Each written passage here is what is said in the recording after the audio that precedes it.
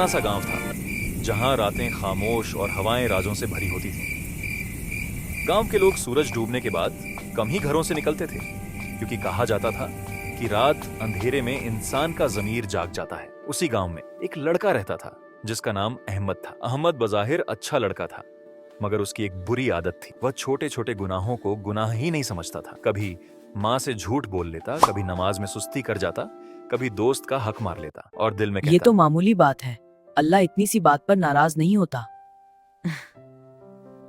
एक दिन अहमद के अब्बू ने पुराने कमरे की सफाई शुरू की। वह कमरा सालों से बंद था।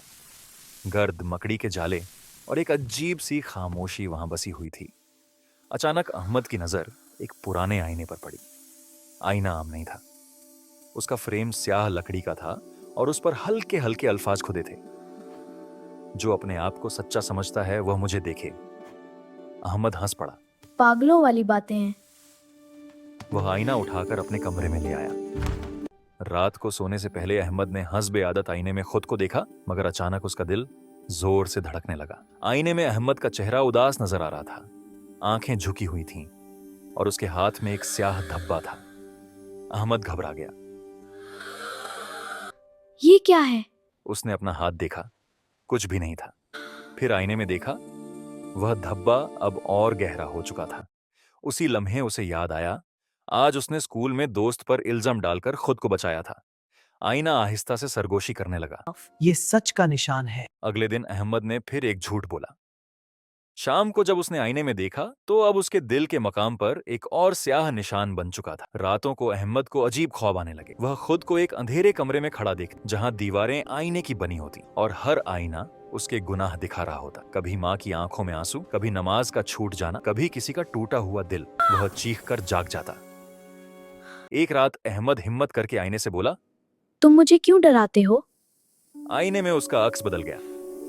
अब वह खुद को बूढ़ा, थका हुआ और पछताते हुए देख रहा था। आवाज आई, मैं तुम्हारा दुश्मन नहीं, मैं वो हूं जो तुम दुनिया से छुपाते हो, मगर अल्लाह से नहीं।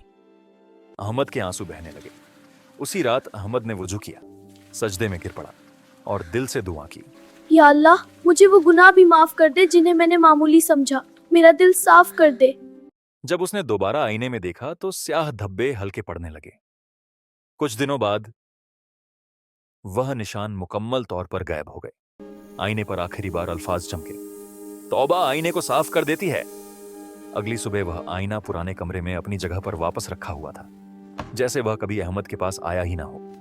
अहमद अब बदल चुका था। वह जान चुका था कि चाहे गुनाह छोटा हो या बड़ा, ये दिल पर निशान छोड़ जाता है और अल्लाह की तरफ पलटना ही असल खूबसूरती है। यह एक बहुत ज़हीन और अमोघ कहानी है। अहमद का किरदार हम में से अक्सर की हिर ककासी करता है, जो छोटे गुनाहों को नजरअंदाज कर देते हैं। आईना उसके ज़मीर का आईना बनकर उसे उसकी अंदरूनी दुनिया की हकीकत दिखाता है। और ये पैगाम बहुत वाज़ेह है कि तौबा ही हमारे दिलों पर पड़ने वाले सिया निशानात को धो सकती है।